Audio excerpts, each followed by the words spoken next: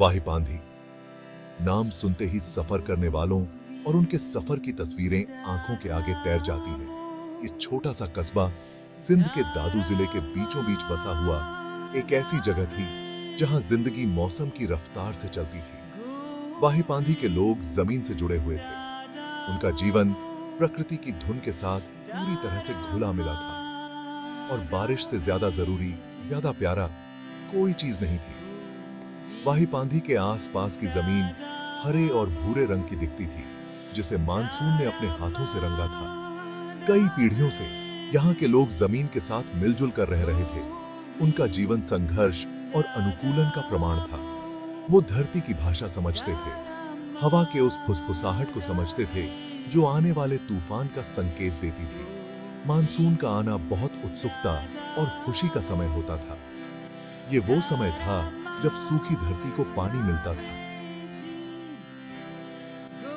जब नदियां उफान पर होती थी और जब जमीन नए जीवन के साथ जागती थी। वाहिप आंधी के लोग जानते थे कि उनका भाग्य, उनका अस्तित्व बारिश से जुड़ा है। मंसूर एक ऐसा नौजवान जिसकी आत्मा सूरज की तरह चमकती थी, वाहिप आंधी की उम्मीद और अदम्य साहस का प्रतीक था। वो जमीन की ही तरह ऊर्जावान था। उसकी हंसी बारिश की पहली बूंदों की तरह साफ और ताजा थी। मंसूर अपने परिवार के दूसरे लोगों की तरह जमीन पर काम करता था। उसका दिल अच्छी फसल के सपनों से भरा था। हर सुबह मंसूर सूरज निकलने से पहले उठता था।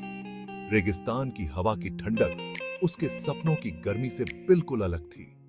वो उस दिन का सपना देखता था जब उसके परिवार के पास सब कुछ होगा, जब उनकी फसल इतनी अच्छी होगी कि वो अपनी खुशी दूसरों के साथ बांट सके।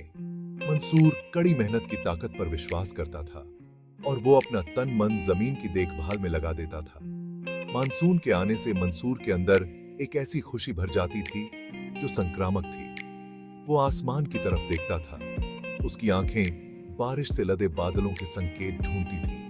बादलों की गड़गड़ाहट उसके लिए संगीत थी, आशा की एक सिम्फनी जो उसकी आत्मा में गूंजती थी। वाहिप आंधी में मानसून का मौसम देखने लायक होता था। जैसे ही काले बादल छा जाते थे, पूरी जमीन पर लंबी लंबी परछाइयां पड़ जाती थीं। कस्बे में एक अलग ही उम्मीद का माहौल छा जाता था।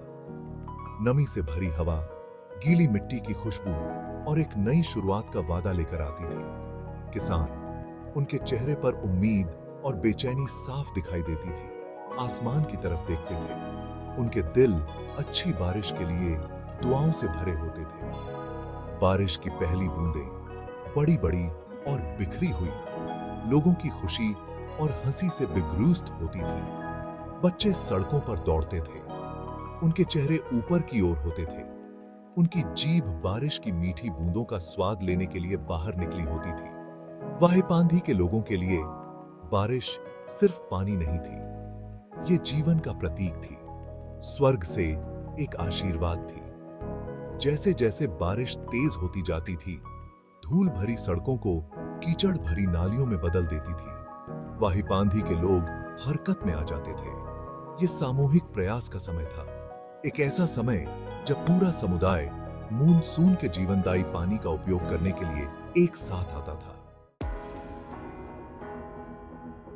भाग 4, मानसून का नृत्य। वाहिप आंधी में मानसून का मौसम खुशी के माहौल और सामुदायिक सद्भाव का समय होता था। पुरुष, महिलाएं और बच्चे साथ मिलकर काम करते थे। उनकी हंसी बारिश से सराबोर गलियों में गूंजती थी। वो पानी के बहाव को नियंत्रित करने के लिए नहरें खोदते थे। उनकी चाल एक जैसी होती थी, उनका उद्देश्य एक होता था। हवा में मानसून की आवाजें गूंज रही थीं। छतों पर बारिश की बूंदों की लयबद्ध आवाज, नहरों से बहते पानी की आवाज और गड्ढों में छपछपाते बच्चों की खुशी की चीखें।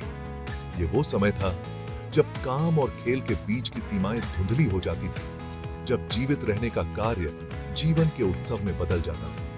मंसूर, बारिश के साथ उसका उत्साह भी बढ़ता जाता था। वो अपने परिवार और पड़ोसियों के साथ अथक परिश्रम करता था। वो नहरें खोदने, तटबंधों की मरम्मत करने और तूफान के कहर से अपने छोटे से घर को बचाने में मदद करता था। भाग 5 उम्मीदों की फसल। भाग 6 जमीन से सीख।